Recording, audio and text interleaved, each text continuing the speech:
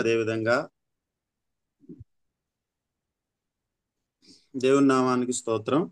అదేవిధంగా జూమ్లో జాయిన్ అయినటువంటి బిడ్డలందరికీ కూడా ప్రభు పేరట వందనాలు తెలియజేస్తున్నాను.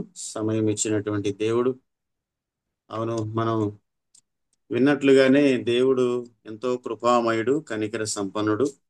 ఆయన కృపను బట్టి మనమందరము కూడా ఈ వేకువను మనం చూడగలిగాం. మరొక ప్రాతకాలాన్ని మనం ఈ రీతిగా జూమ్ యాప్ లో మనం కలుసుకుని దేవుని నామాన్ని ధ్యానం చేయడానికి దేవుడు మనకు అనుగ్రహించినటువంటి ఆ కృపను బట్టి దేవుని స్తుతించబద్దులమై ఉన్నాం. చదవబడినటువంటి లేఖన భాగాన్ని మనము గమనించుకుందాం.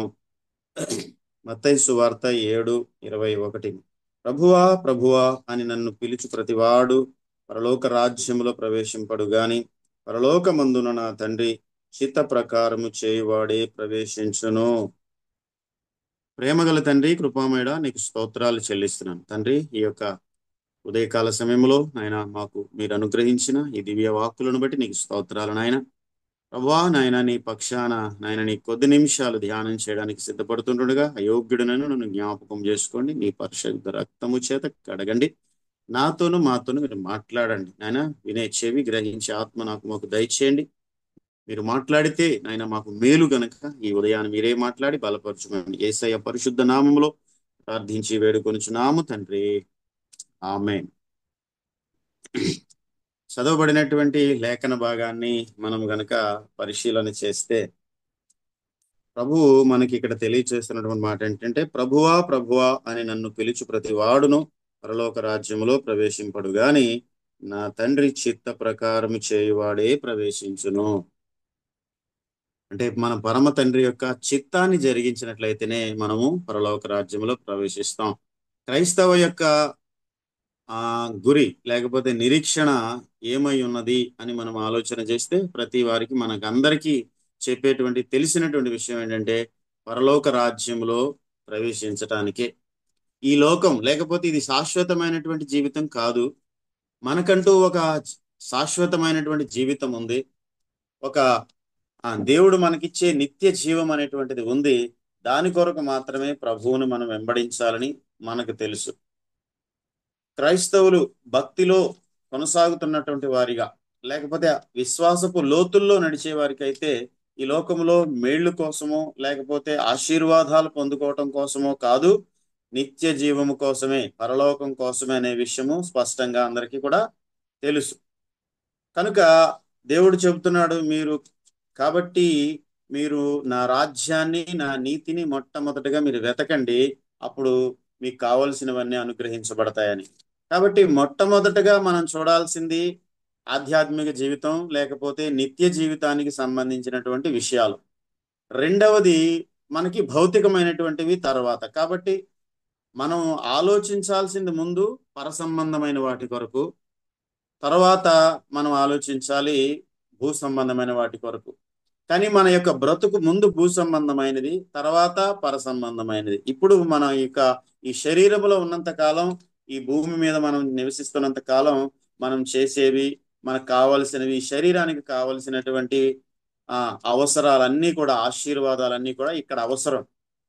కానీ మనం ముందున్నది, ఇప్పుడు ముందు ఇది కావాలి కానీ తర్వాత పరలోకం. కానీ దేవుడు అంటాడు, ముందు పరలోకం గురించి ఆలోచించు, తర్వాత దీని గురించి ఆలోచించు.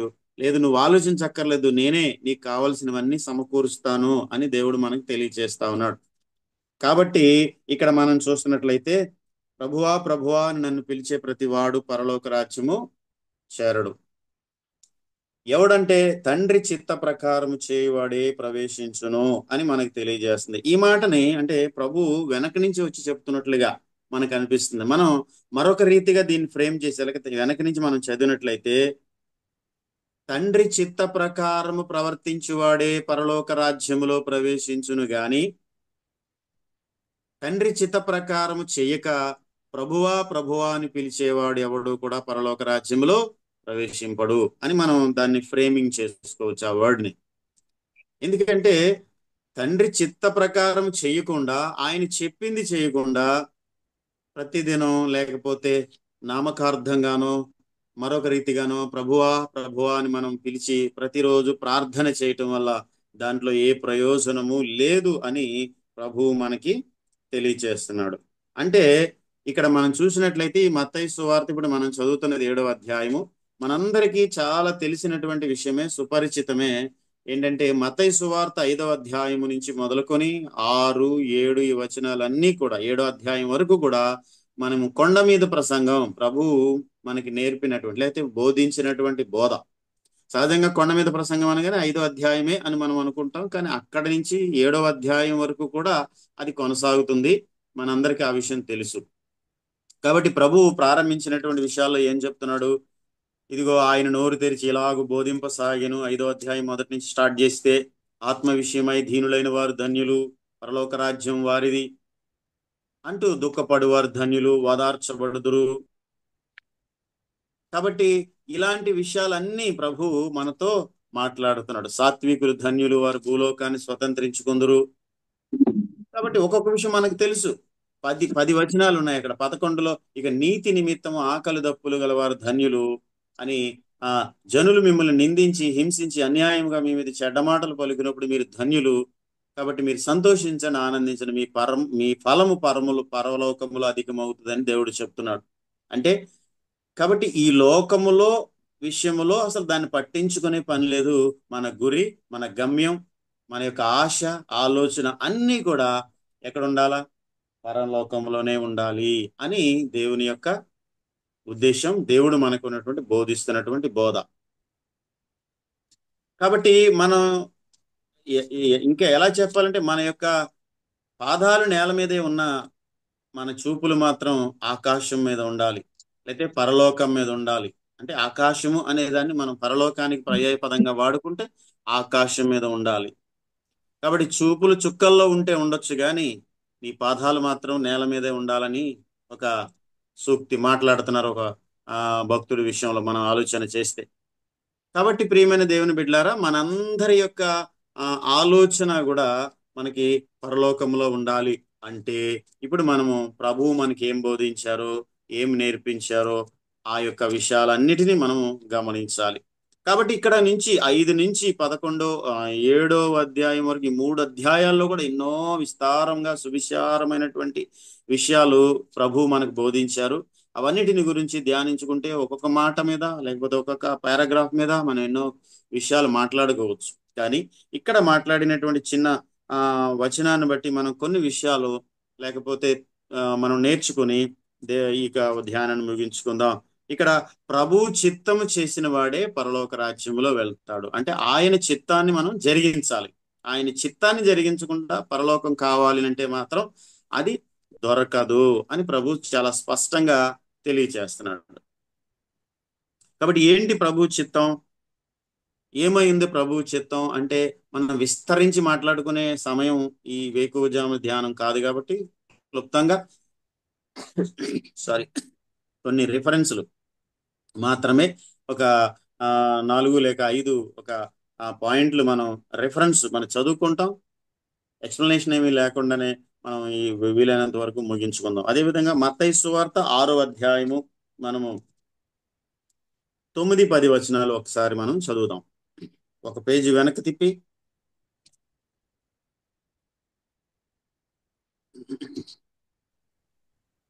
చదువుతారా? లేదా నేను చదువుతున్నాను. కాబట్టి మీరు ఇలాగూ ప్రార్థన చేయుడి: పరలోకమందున మా తండ్రి, నీ నామం పరిశుద్ధపరచబడును గాక, నీ రాజ్యం వచ్చును గాక, నీ చిత్తము పరలోకమందు నెరవేరునట్లు భూమి యందును నెరవేరును గాక.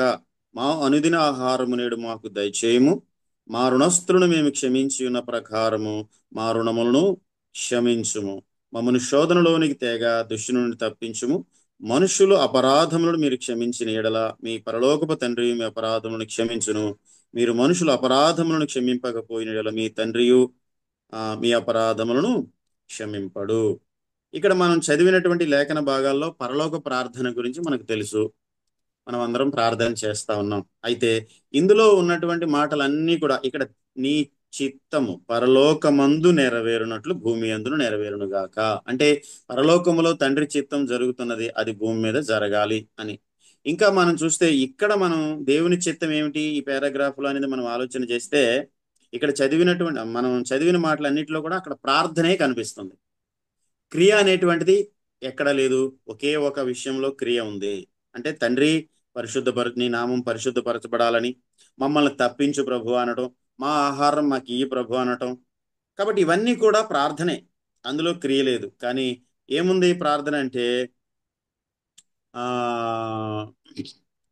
ఒకే ఒక మాట ఉన్నటువంటిది, మా రుణస్థులను మేము క్షమించిన ప్రకారము మా రుణములను క్షమించుము. అంటే మన రుణస్థులని, లేకపోతే మన ఎడల, లేకపోతే అపరాధము చేసిన వారిని, లేకపోతే మన ఎడల మనతో ఎవరికైనా విరోధం ఉన్నటువంటి వారికి, లేదా ఇంకా ఒక మాట ముందుకేసి చెప్పాలంటే మనల్ని ద్వేషించే వారిని, లూకా సువార్త 6:35లో కూడా మనం ఆ మాట చూడొచ్చు, మనల్ని ద్వేషించే వారిని.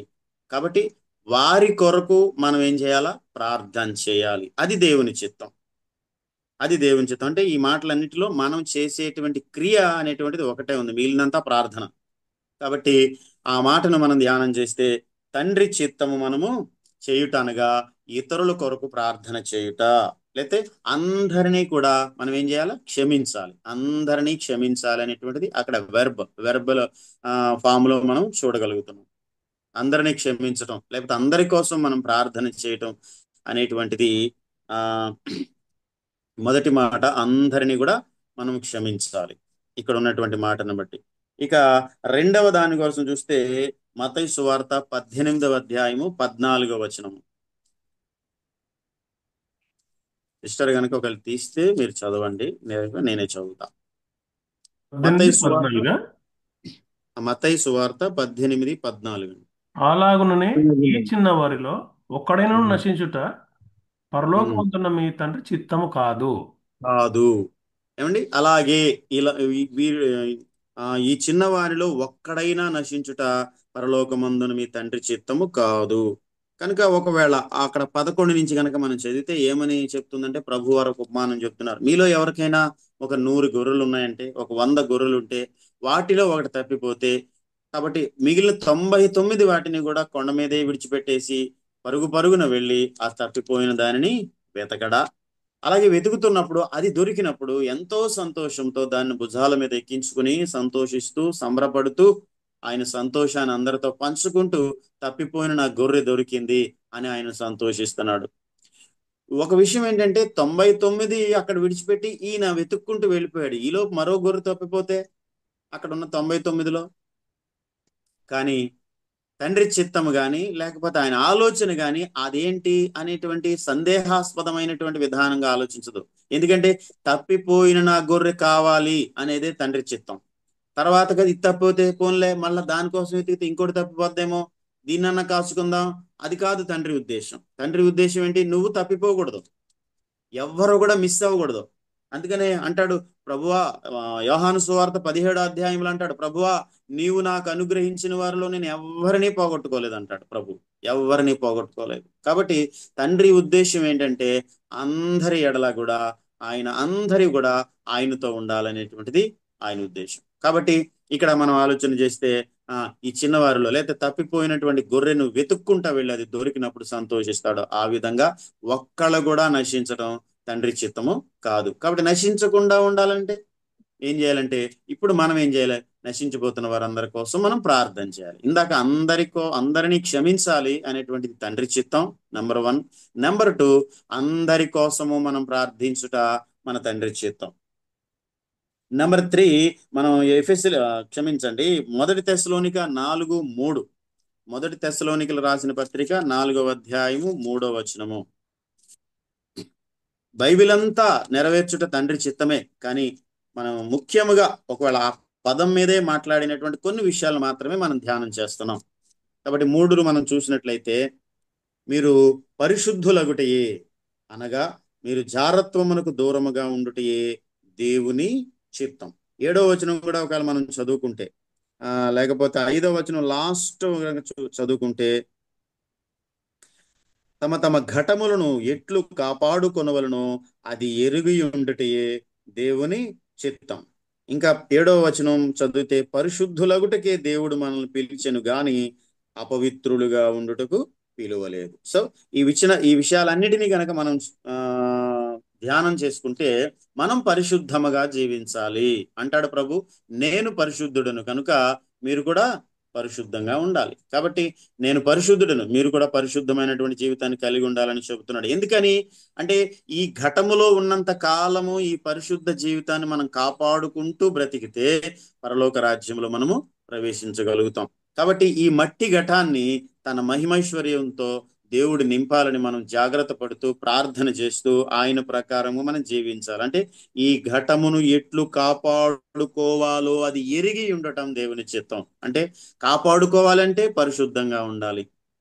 కాబట్టి మనం పరిశుద్ధంగా జీవించడం, ఈ మన యొక్క విశ్వాస జీవితాన్ని కాపాడుకోవడం అనేటువంటిది దేవుని చిత్తం. హెబ్రీలకు రాసినటువంటి పత్రిక 12:4 చూస్తే పరిశుద్ధత లేకుండా ఎవ్వడు కూడా ప్రభువును చూడలేడు. అంటే ప్రభువు ఎదుట మనం నిలబడాలి, అంటే పరలోకంలో మనం నిలబడాలనంటే, మనం చేరాలనంటే మనకు కావాల్సింది పరిశుద్ధత. This is the basic qualification in the Christian life.